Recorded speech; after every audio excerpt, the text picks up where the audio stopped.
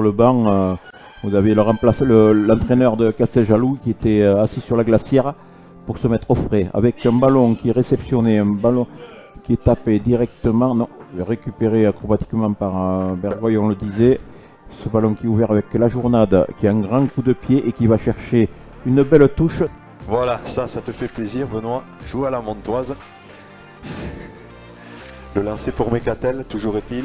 Oui, mais c'est peut-être, oui, c'était peut-être qu'un leurre hein, pour pas faire voir que les avants allaient pousser et aller avancer. Pour pas que la défense se prépare, mais la défense est prête du côté de Saint-Paul. On voit Bonpan qui était sur un certain bloc prêt à partir. On revient sur le fermé. Alors là, c'est. Il est passé le deuxième ligne, il me semble là-bas que c'est le deuxième ligne, l'un des deux deuxièmes lignes qui marque cet essai. C'est un ballon qui est tapé par-dessus par le numéro 9, Berdoy qui récupère ce ballon, qui remonte. Attention, regarde à côté, c'est à quelqu'un qui va créer un point de fixation au centre du terrain, qui est remonté de suite par Jessie. Mais on repart sur le gros paquet de la défense. Encore, je pense, une mauvaise décision du numéro 9, toujours qui insiste. Donc attention à la défense qui est là, les Saint-Paulois qui sont obligés de se consommer et avec une attaque qui est montée très vite, mais il y avait une ligne de hors-jeu et ce sera un avantage pour cette équipe Saint-Paul si le ballon ne sort pas rapidement. Attention, si le ballon est utilisé, peut-être que avec les avants qui essayaient de créer un surnombre avec Paul Persillon qui a... Non, c'était... la Courbassia qui a ce ballon là, qui crée un peu de fixation. Oustalé oriente bien le jeu grand côté sur Sylvain Ontens et pénalité à suivre. Jessie Oustalé revient dans le côté fermé. Il est pris, Jessie Oustalé. Oui, là, par contre, là, il était bien pris. Il y avait un joueur qui avait bien mis les bras. Qui a une belle réussite pour la version. Celle-là, le passe. Et c'est un ballon qui passe entre les poteaux. Donc Saint-Paul qui revient à la 16e minute avec Garcia, la seconde ligne, qui est aidé par Bergoy, qui donne à Paul Persillon. Attention, il est très haut, Paul Persillon. C'est pas grave, ça joue, ça peut arriver. Donc c'est le ballon qui donnait un relais. Antoine Bonpan qui fait vivre avec Dulon qui y avait en avant.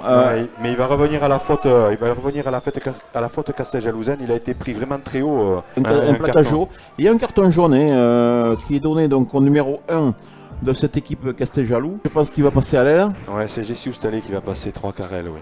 Ou Jessie qui va passer peut-être un autre qui est revenu de blessure il n'y a pas très longtemps. Qui tape un très beau coup de pied, qui passe entre les poteaux. Exactement. Et le camp de cette équipe de Casteljaloux. Casteljaloux qui a des difficultés à retrouver un peu le rugby qu'ils avaient fait 5 premières minutes. Chancharoli à la manœuvre pour Sobi, le 3/4 centre Casteljalousien. Ah, le Saint-Paulois, les bleus, ils pourraient être pénalisés, non. Non. Conil à la manœuvre, Mécatel le talonneur, qui avance malgré tout sur la ligne 40 mètres Saint-Pauloise. Oui, et c'est Monsieur l'arbitre a signifié une pénalité.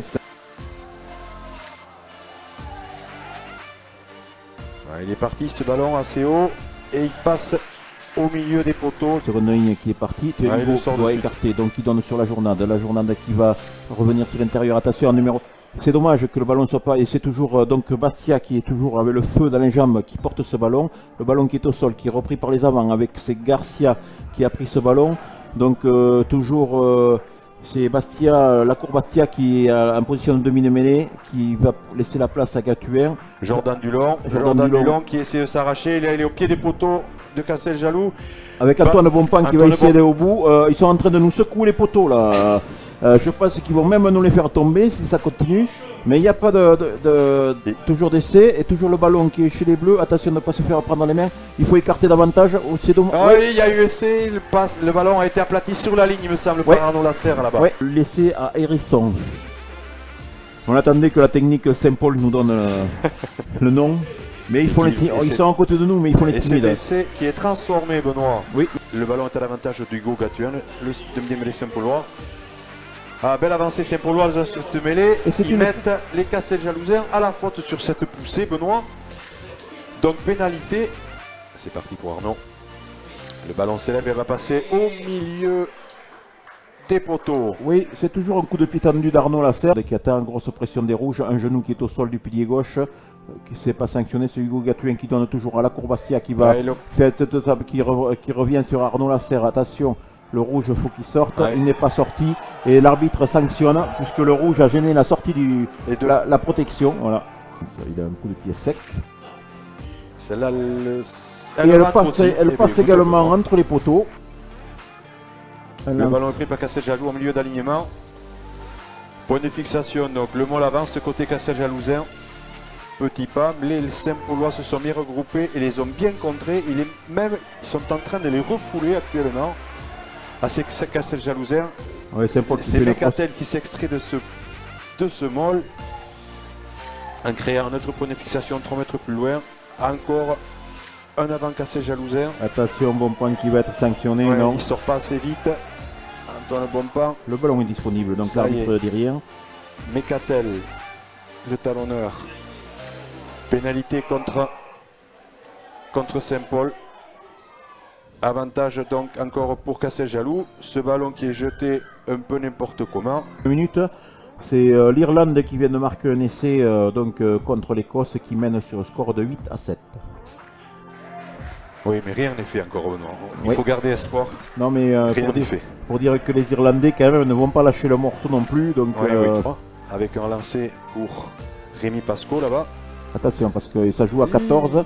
Un ballon qui a été disputé mais qui est récupéré par les Bleus. Attention, ça joue encore de nouveau avec la Croatia qui s'échappe, qui va garder ce ballon pour ne pas se faire cramer avec Florian Lajournade qui tape par-dessus pour Jessie. Jessie qui va récupérer ce ballon et qui va marquer un magnifique essai le long de la touche. La transformation à suivre d'Arnaud Lasserre qui va passer au milieu des poteaux. Que celui-là. Ballon pris, milieu d'alignement, toujours la même formule. Le ballon est dans les mains du talonneur. Derrière, ça avance ce petit pas et ce coup-ci, il y aura un essai. Simple pour les Dax, pour amener un peu de sang frais. Numéro 13 qui se concentre, qui a un très beau coup de pied, qui tape cette transformation de l'essai au milieu des poteaux. Avec le ballon qui est coté chez les rouges. Les avants qui n'ont plus de solution, qui vont passer par les 3 quarts. Mais la défense veille. Avec un ballon qui est intercepté par Jessie. Et Jessie Oustalé qui va aller au milieu des poteaux. Allez, Jessie avance. Et voilà. Essai Saint-Paulois. Je crois qu'il va sceller le sort du match. Cet essai de Jessie Oustalé. Maintenant, tout reste à faire si on veut aller au-delà.